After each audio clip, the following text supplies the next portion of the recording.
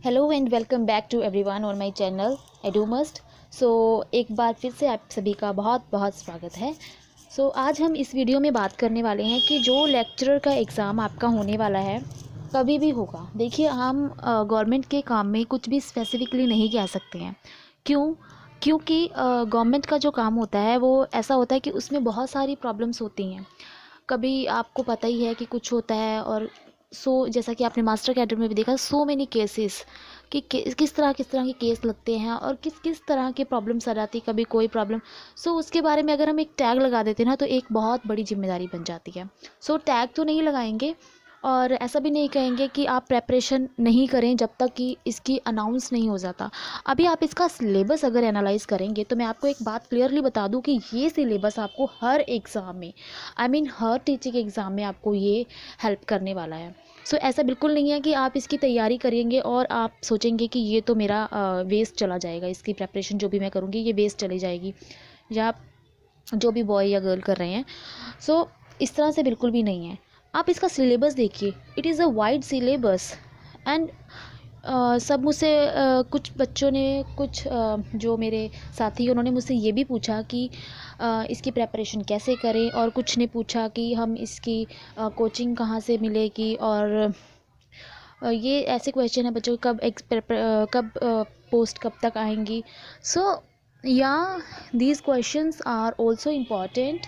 और हमें जब एक गाइडलाइन मिल जाती है तो हम उस पर ज़्यादा अच्छे से काम कर पाते हैं, no doubt.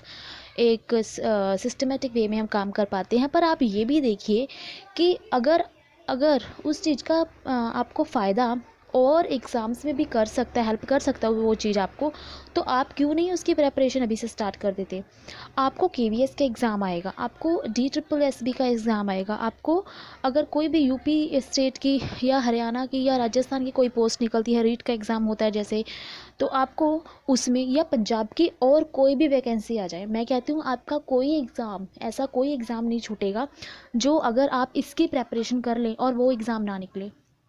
The syllabus is same, कि सब में इंग्लिश आती है, सब में टीचिंग आती है, सब में जनरल नॉलेज अगर आती है किसी में तो वो सेम ही रहती है, करंट अफेयर सेम रहता है। और मेंटल एप्टीट्यूड अगर रीजनिंग किसी में आती है तो मैथ का पोर्शन कुछ आता है, वो सेम रहता है। और आपका सब्जेक्ट अगर आपकी उस पर कमांड हो जाएगी तो वो कभी नहीं चेंज होगा। और वो किसी भी सिलेबस का आ जाए, किसी भी बोर्ड का पेपर हो, वो आपको हेल्प ही करने वाला है। आप ऐसा बिल्कुल मत सोचिए कि पोस्ट आएंगी हम तब प्रेपरेशन करेंगे।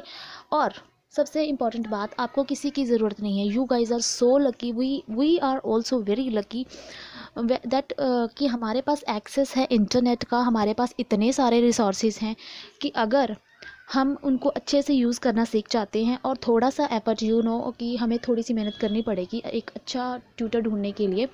तो अगर आप इसकी मेहनत करते हैं तो आपको किसी कोचिंग की ज़रूरत नहीं है।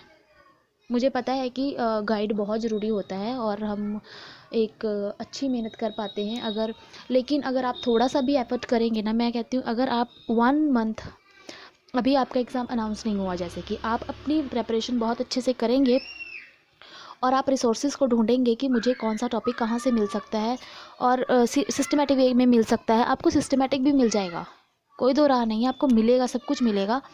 हाँ, कुछ सब्जेक्ट्स को छोड़ के जैसे तो, लेकिन जर्नल पेपर जो है ये आपको सभी यूट्यूब पे आपको एवरीथिंग इज़ अवेलेबल।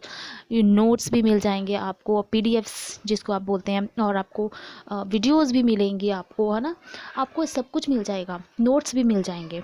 आपको मेहनत करने की भी ज़्यादा ज़रूरत नहीं पड़ेगी। आपको सिर्फ क्या करना है, अपना टाइम निकालना है, उस चीज़ को समझना है, उसके क्वेश्चन सॉल्व करने हैं। आपको मॉक्स भी मिल जाएंगे ऑनलाइन, आपको test, previous year, everything everything आपको इंटरनेट पे मिलेगा। तो आप क्यों ऐसा सोच रहे हैं कि पेपर जब अनाउंस होगा हम तब पढ़ेंगे, या हमें कोचिंग की ज़रूरत है। मुझे नहीं लगता आपको कोचिंग की ज़रूरत है अगर आप इंटरनेट को अच्छे से यूज़ करते हैं। सिलेबस देखिए आप, जैसा कि मैंने जो टीचिंग पे और पंजाबी पे वीडियोस भी मैंने बनाई, तो उसके अकॉर्डिंग मुझे लगा टीचिंग के लिए आपको किसी कोचिंग की कोई ज़रूरत नहीं है। भर भर के वीडियोस दे रखे हैं यूट्यूब पे, आप किसी भी चैनल को यूज़ कर लीजिए। आप किसी भी चैनल को यूज़ कीजिए, आपको एक अच्छा सोर्स मिल जाएगा। There are so many channels available. तो आप उनमें से किसी को पकड़िए, सिलेबस देखिए और उसके अकॉर्डिंग पढ़ना शुरू कीजिए। जस्ट आप सिलेबस का फॉर एग्जांपल जैसे मान लीजिए आपने मेंटल एप्टीट्यूड पढ़ना है, आपने क्या डालना है पेपर उसके अंदर कि आपने जैसे आपने नंबर सीरीज़ डाल दिया, अर्थमेटिक नंबर सीरीज़। अगर आपने नंबर सीरीज़ डाल, ये देखिए नंबर सीरीज़ आपने ये टाइप कर दिया अपनी यूट्यूब पे, आपको बहुत सी वीडियोस दिखेंगी, ठीक है।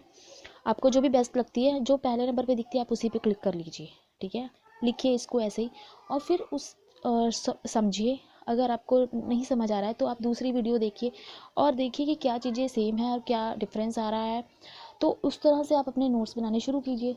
आपको एक बार में नहीं समझ आएगा, अगर आप नहीं इतना इंटरनेट को यूज़ करते हैं या उसको नहीं इतना अच्छे से समझ पाते, एक बार में नहीं समझ आएगी, दूसरी बार आपको ज़रूर समझ आएगी, ठीक है। इसी तरह से आप डिसीजन मेकिंग पे डालिए वीडियो, तो आपको मिलेगा कुछ ना कुछ। और बाकी जितनी हेल्प होगी वो हम करेंगे। और जब आपका एग्ज़ाम आएगा तो अभी डिसाइडेड नहीं है तो आप जितना सिलेबस दे रखा है फ़िलहाल उसको ही पढ़ने की कोशिश कीजिए। जैसे कि आप मेंटल करंट अफेयर आप रोज़ की रोज़ करिए, थोड़ा थोड़ा देखते जाइए क्या चल रहा है करंट में, आप लिंक बना पाएंगे बाद में जब इसे पढ़ेंगे। और टीचिंग आप करते जाइए। टीचिंग का सेम रहता है कि टीचिंग पढ़नी है, लर्निंग के फैक्टर्स क्या हैं, मॉडल्स क्या हैं, लर्निंग थ्योरीज़। अगर किसी बच्चे ने सी-टेट और पी-एस-टेट दे रखा है तो वो आपको थोड़ा सा हायर लेवल पे जो जिस भी चैनल पे वो KVS या DSSS या इस तरह की प्रिपरेशन करवा रहे होंगे, आप वहाँ से कर लीजिए, तो वहाँ से आपको हेल्प मिल जाएगी। और पंजाबी की वीडियोस भी मैंने देखी हैं कि काफ़ी चैनल्स पे वो काम करवाते हैं और इस पे उन्होंने काफ़ी अच्छी वीडियोस भी बना के रखी हुई हैं। तो आप पंजाबी तो इतना वो नहीं होता है, बस आप अपनी ग्रामर को स्ट्रॉन्ग रखिए। इंग्लिश है तो सिलेबस में, हाँ इंग्लिश के लिए आपको बहुत चैनल मिलेंगे, बहुत चैनल मिलेंगे इंग्लिश में, जहाँ पे उन्होंने सिनोनिम भी कराए होंगे, एंटोनिम भी करवाए होंगे, आपको प्रेपोजिशन बहुत अच्छे से बहुत से। आप उन चैनल्स को फॉलो कीजिएगा जो आपको एग्ज़ाम ओरिएंटेड चीज़ें पढ़ाते हैं। आप ऐसी चीज़ें मत पढ़िएगा कि जैसे बच्चों को हम पढ़ाते हैं वैसे ना पढ़िएगा, आप सिर्फ एग्ज़ाम ओरिएंटेड पढ़िएगा कि एग्ज़ाम में किस तरह से आते हैं क्वेश्चंस, जो वो उस तरह से समझाते हैं ना, आप उनको चैनल्स को देखिएगा, फॉलो कीजिएगा, ओके। और इसी तरह से आप अपना सारा सिलेबस कवर कर सकते हैं। जैसे इंग्लिश के लिए एक चैनल फॉलो कर लीजिए, एक पेडागोजी के लिए कर लीजिए, एक अगर उसी चैनल पे मेंटल का भी एप्टीट्यूड का भी कुछ आता है तो आप उसको फॉलो कर सकते हैं। और पंजाबी के लिए आप पंजाबी को फॉलो कर लीजिए। और करंट अफेयर तो आप एक चैनल पकड़िए और उसको रेगुलरली देखिए। देखिए शेड्यूल्ड होना बहुत ज़रूरी है यहाँ पर, ठीक है। और सब्जेक्ट के लिए थोड़ी सी प्रॉब्लम आ सकती है आपको, बट मैं आपको ये कह दूँ कि आपको एप्टीट्यूड के लिए कोई प्रॉब्लम नहीं आएगी यूट्यूब पे।